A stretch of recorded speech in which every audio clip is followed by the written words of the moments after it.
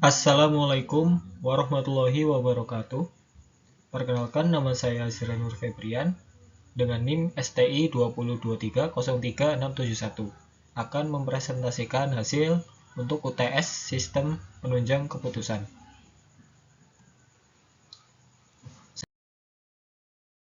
Saya mengambil studi kasus 2, yaitu penentuan calon pegawai terbaik. Untuk kasusnya, ada sebuah perusahaan akan merekrut 1 orang pegawai dari 3 kandidat berdasarkan hasil penilaian 4 aspek. Ada IPK, pengalaman kerja, wawancara, dan tes psikologi. Untuk kriteria dan bobotnya, IPK 25%, pengalaman kerja 25%, wawancara 30%, dan tes psikologi 20%. Untuk matriks penilaian, saya mempunyai 3 kandidat, X, Y, dan juga Z. Untuk X, 3,7, 2, 85, dan 78. Untuk Y, 3,5, 3, 88, dan 82. Untuk Z, 3,8, 1, 80, dan 85.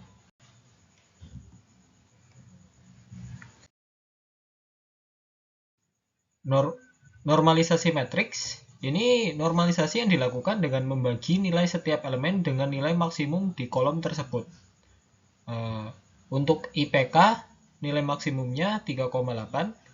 Jadi untuk X 3,7 dibagi 3,8 sama dengan 0,974. Untuk Y 3,5 dibagi 3,8 sama dengan 0,921. Untuk Z 3,8 dibagi 3,8 sama dengan 1. Pengalaman kerja nilai maksimumnya yaitu 3. Untuk X berarti 2 dibagi 3 sama dengan 0,667. Untuk Y 3 dibagi 3 sama dengan 1. Untuk Z 1 dibagi 3 sama dengan 0,333. Wawancara nilai maksimumnya yaitu 88. Untuk X berarti 85 dibagi 88 sama dengan 0,966. Untuk Y, 88 dibagi 88 sama dengan 1. Untuk Z, 80 dibagi 88 sama dengan 0,909. Untuk psikologinya, nilai maksimumnya adalah 85. Jadi untuk kolom X, 78 dibagi 85 sama dengan 0,918.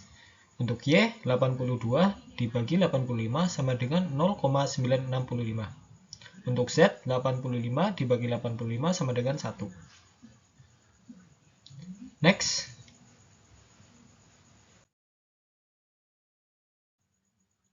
Nilai akhir. Saya di sini menggunakan rumus simple addictive weighting dengan rumusnya yaitu nilai akhir sama dengan hasil normalisasi tadi yang telah kita hasilkan akan dikalikan dengan bobot masing-masing tiap kriteria. Contoh 25%, 30%, dan juga 20% tadi. Untuk di sini saya menggunakan persenan itu saya ubah menjadi bilangan desimal. Jadi 25% menjadi 0,25, 30% menjadi 0,30, dan 20% menjadi 0,20. Untuk kandidat X, di sini hasil tadi yaitu 0,974 dikalikan 0,25 sama dengan 0,2435. Lalu 0,667 dikali 0,25 sama dengan 0,1668. Lalu lanjut 0,966 dikalikan 0,30 sama dengan 0,2898.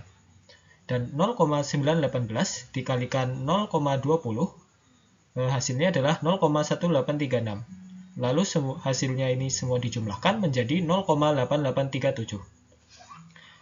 Untuk kandidat Y dan juga Z, ini sudah saya hitung dan jumlahnya untuk kandidat Y yaitu 0,9733 dan untuk kandidat Z 0,806. Jadi kandidat terbaik adalah Y dengan skor tertinggi 0,9733.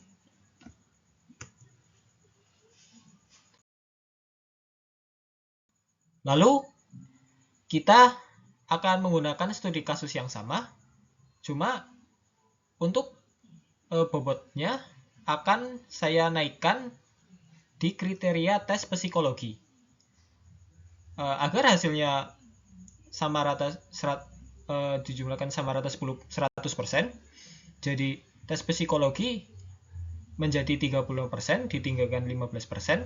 Untuk kriteria lainnya, yang IPK menjadi 20%, pengalaman kerja menjadi 20%, dan wawancara menjadi 25%. Untuk normalisasi matriksnya masih sama, soalnya saya cuma meninggikan bobotnya.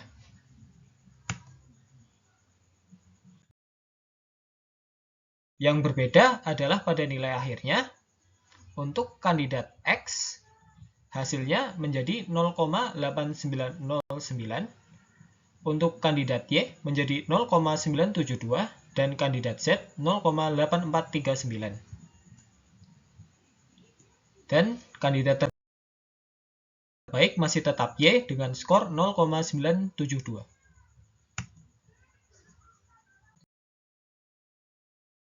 Terima kasih, sekian presentasi dari saya. Apabila banyak kesalahan, saya mohon minta maaf. Wassalamualaikum warahmatullahi wabarakatuh.